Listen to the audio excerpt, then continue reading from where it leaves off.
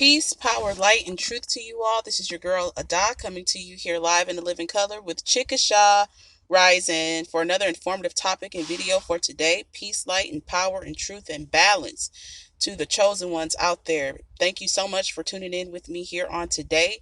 I wanted to come forth here and talk about something that I mentioned previously in my previous video on passing in regards to the paper bag test. The brown paper bag test is what I want to focus on and talk about, and how we can see it today, living in front of our very eyes and seeing how things are playing out in this current time that we are in. I want to say thank you to all of the brothers and sisters who have subscribed to my channel as of recent. I thank you very much. It helps me out a great deal. Definitely spread this knowledge, research to study yourself approved, and passing on the information to other people. And if people shrug you off and think that you're crazy and dumb, leave them be. It's not for everyone. Everyone is not meant to wake up. Everybody is not going to accept truth, and it's not your job to make them accept the truth. I'm here sent as a messenger to fulfill my mission and ringing the alarm to people, especially my people, the so-called blacks, who are the real true indigenous ones of the land of the Americas and the islands of the sea. I'm here to ring the alarm and to educate them and show them, the truth. And, in regards to where we have been, told and taught and educated lies and indoctrinated lies. But that's what I'm here for. That's my mission. That's my goal. And once I know that I have at least touch one person, I know that I've done my part in, ringing the alarm to the people. But yes, let's focus in on this brown paper bag test. Now, brothers and sisters, we all see everything that's going on in the political arena of America right now. We have got so many things going on behind the scenes that it's not even being talked about. And it's not for me to educate you on what's being done. I've had this channel for close to 3 years now.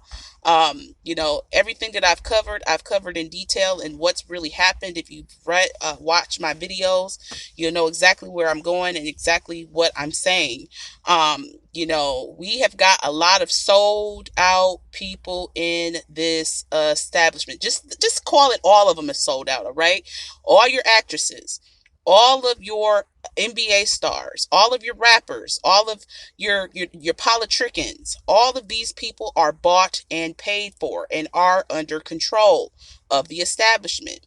So, look at your NAACP, look at your Black Caucus, look at your senators, look at the House and who all holds those particular positions, and you will find with your research that they are connected to these organizations that I will be talking about here in this brown paper bag test subject that I'm going to be talking about. Now, I'm going to start out by talking about Alpha Kappa Alpha. You know who Alpha Kappa Alpha is. AKAs, the sororities and black fraternities that were started early 1900s, and picking the mulatto passing people to rule and to control the narrative and keep the so-called field niggas at bay, while they are protecting the very establishment that is crumbling before our eyes and are protecting these people who are in charge of this whole show. Now, the AKA sorority goes back, oh gosh, years. Don't get me on the specifics, but this particular sorority has been around for a long time. It was started at Howard University, and you had a lot of early so-called black influential people who were a part of this organization, during that time period, and even to this day. The so-called, elected vice president that's coming up, Kamala Harris, is a part of this same organization. She is an AKA. All right. And I'm going to go into detail about those particular type of people and these organizations. We're letting the truth out. We're letting the lies be revealed, and for the truth, for people to decide which way they're going to go. Like I said over and over in my videos, you have a choice that has to be made, and you have to make that choice. No one is here to force you to make that choice, but you're going to have to make it. This is where we're at, and I'm not being a Debbie Downer. I'm not being negative. I'm being real. We have been programmed to believe everything that feels good, everything that looks good is good, but it is not. All right. So now I want to talk about the Alpha Kappa Alpha sorority. You know, these particular sororities uh, have been accused over lots of years, many years, of splitting various classes of people into groups of different shades. So you have colorism. They had the yellow group, so your yellow bones, the brown, and the black. Now, if you were a dark skinned person, darker than a brown paper bag, and your hair was not, so called good hair, and, looking more slick and, fine and, soft, whatever you want to call it, you were not let into these organizations. These organizations had a very strict protocol, and they still do today, on who they allow in the particular organization and whether or not they would be successful in their agenda in getting this particular person or people who they're trying to recruit to fulfill their goal and their mission. Now, the light-skinned students are sought after by these fraternities and sororities, particularly the latter. The members of the dark skinned groups, they were pretty much passed by. They weren't welcome into these particular organizations as far as the AKA association. Now, you have Delta Sigma Theta, which is also a sorority, a black sorority that we know about. And some of you even may have family members that are a part of these organizations, and they should be called out on it, and they know what they're doing.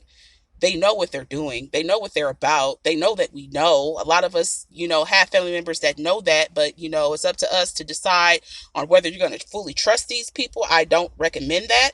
They cannot be trusted. They have been bought and paid for. They are agents of the state. Please believe and know that they are not to be trusted. And you have a lot of these sororities and fraternity members who are a part of the 10 areas of society within the so-called black community, which are, education, history, religion. So you've got a lot of pastors, you've got a lot of actors, actresses, athletes, congressmen, Senate people, House member, your city officials, all of these officials that you can go back and look up within your own counties, within your own hometown, are probably affiliated with one of these particular groups. Now, the dark brown students were, pretty much cast out of this, and then they started to form their own associations, and they, are being used as well, because they weren't picked by the elite to be a part of these upper echelon societies and the AKA, organization and fraternities as well. So you had Delta Sigma Theta, you got what's that other one? There's a couple of other ones out there that are, pretty much open to so-called dark-skinned people. They formed their own cliques, their own sororities, fraternities, etc., while they were denied access to these organizations. Now, there is also, you can look this up in their history. The AKA association organization, where, the skin had to be lighter than a brown paper bag in order to be a part of the sorority or fraternity, to participate in their events. Now, there's another organization that was very prevalent, and is still prevalent today, but not as much as it was. This organization was very popular back in the mid 1930s. It is the Jack and Jill paper bag test, the Jack and Jill organization. Jack and Jill is an upper echelon society. It was before my time. I really don't know a lot about it, but I did do a little bit of research about it. So pretty much what it is, it's an organization, pretty much covering so-called philanthropy in the so-called community. But again, they were dedicated to, having lighter skinned people run the organization and be a part of it. If you were dark skinned or brown skinned or browner than a brown paper bag, you are not allowed in an association. All right. That's just pretty much how it went. It says that the Jack and Jill of America was established in 1938 with the mission of nurturing future African American leaders by strengthening children through leadership development, volunteer service, philanthropic and giving, and civic duty. That is what Jack and Jill was about. That is their mission. That is their goal. And it is, like I said, these upper echelon organizations and people that are a part of them were and are handpicked by so-called white people. And we know who really run this whole show. They ain't just white. Y'all know who I'm talking about. The 13th tribe. Catch my drift? These people are responsible for picking who they want to keep so-called black people in line. And you've got to look a certain way. You've got to carry yourself a certain way. You have, got to pass their, different tests that you're able to get through to be a part of these organizations. Now, even though the brown bag test is, pretty much gone to the wayside, but it hasn't. It hasn't. It's still here. We can still see these people that are running the show, your mayors, your generals, your, attorneys and things like that, your politicians. Look at each and every one in the Black Caucus, the Senate, the House. All of these people are directly related and intertwined with these sororities and fraternities and these organizations. All right. And that is the truth. You got Keisha Bottoms, the mayor of Atlanta down there. She's a Delta Sigma Theta. You've got Kamala Harris. She is an Alpha Kappa Alpha. She is an AKA. You've got all of these different actresses that are a part of the establishment. People want to wonder why black people ain't waking up. How come they not giving money to the so-called black community? How come they not speaking out about that? Because they are bought and paid for and are controlled. And until so-called black people call these buck dancing, cooning ass, mulatto, weirded out ass, twisted people out, they're going to continue to think that they got some type of say so in what we do and how we think. They are the gatekeepers. They are the gatekeepers of white supremacy to keep so-called black-skinned people, black people at bay while they do their thing and while we, are stuck in the mud. Now, back in the 50s, all this stuff that I'm showing you is true. All these pictures, these are the people that are a part of these organizations, historically in charge of it. You've had especially back in the 1950s, I was able and lucky enough to get a piece here showing that, these individuals who were passing back then were emphasizing their light coloredness in their resumes, and it was a system of skin tone discrimination. So colorism.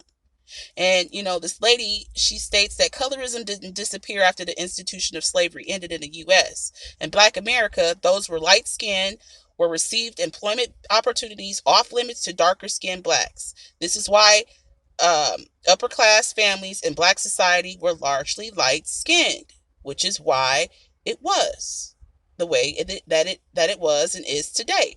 Your, Obamas and all these other prominent so-called black people, Jesse Jackass Jackson, Al Sharpton, all these people passed the brown paper bag test. They're light. They're fair. They, you know what I'm saying? They are the ones that have been chosen to fulfill the mission of these organizations put in place by the white folks. In the 1940s, it stated that, in this article, that black job seekers are identified themselves as light-skinned. Cooks, chauffeurs, waitresses, sometimes listed as light-colored, as the primary qualification and head of experience, references, and other important data. So they put their light-skinnedness before their qualifications. And that's still how it goes to this day. If you are at a particular firm or law firm or whatever, and they see a light-skinned chick or a light-skinned dude, they get in the job. That's just how it goes. It's colorism. It's colorism. The divide and conquer mechanism is what's happened. And, you even had some early job ads that I was fortunate enough to find and pull from the New York Times in the 1950s that specifically requested applicants with light skin.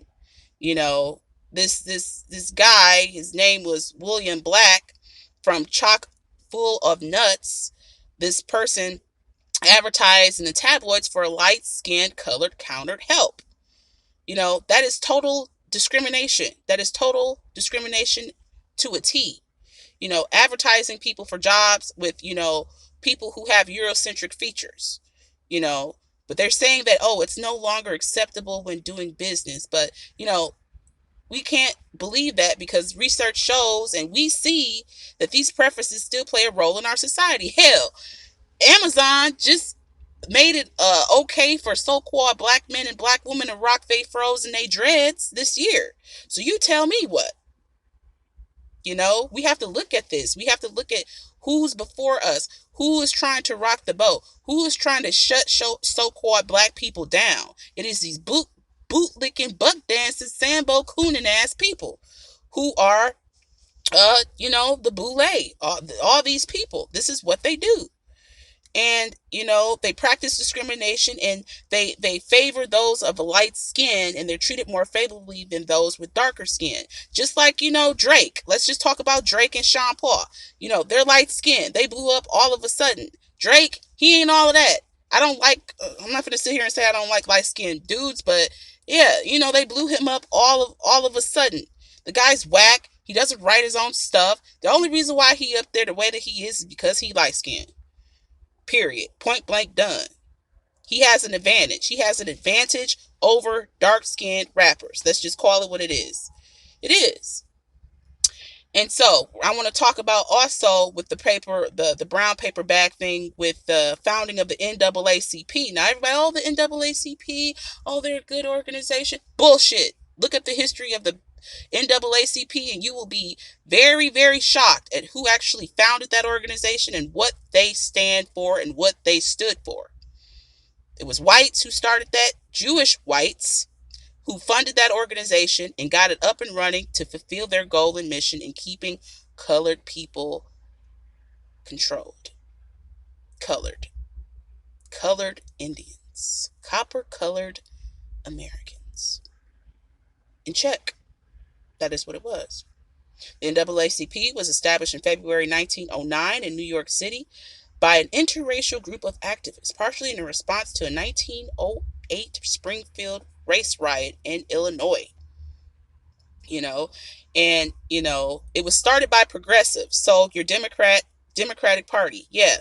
Your Democrats, your liberals, they're the ones who helped start this. You had Mary White Ovington, Harry Moskowitz, William English Welling, Oswald Garrison Dillard, along with African Americans such as W.E.B. Du Bois, Ida B. Wells Barnett, Archibald Grimke, and Mary Church Terrell. These people, so-called black people that you see in these organizations, were handpicked. Okay, you look at W.E.B. Du Bois. He was a very fair-looking man. He was a mulatto.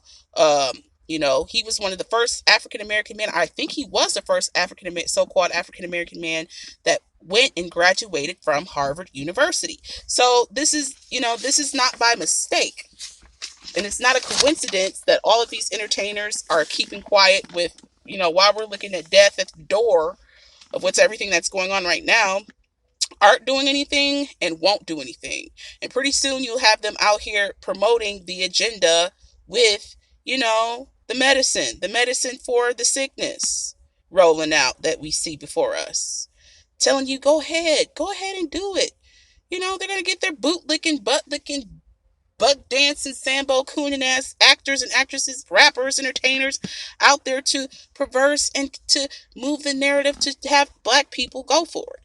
But we see through the lies. We see who they represent. We know what they're about. We know that they bought and paid for. This is what it is. But yes, family, I wanted to, come forth with this. And, for all you individuals out there that want to say that I'm wrong about down in the NAACP ain't never been so-called black and ain't never had the benefit of so-called black people, colored people, Afro-American, black, whatever you want to call the 5 different categories. They ain't never had our best interest ever. They are pro-abortion on black babies. You ain't seeing them step out about how so-called black women are out here aborting their wombs. They ain't talking against that, but they're for the life of the colored people. Yeah, the fuck right. Get real. You guys are fucking irrelevant. They're a part of the old media. They are so irrelevant right now. Young people don't even rock with them. Young people don't even respect them. I know that I don't. But let me know in regards to, what you think about this, the brown paper bag test, and if you have any family members and things like that. I know that I have, and I do, that were a part of these organizations, and put it as a badge of honor to be a house nigga in controlling so-called black people and the narrative. Peace, light, and love, and please subscribe.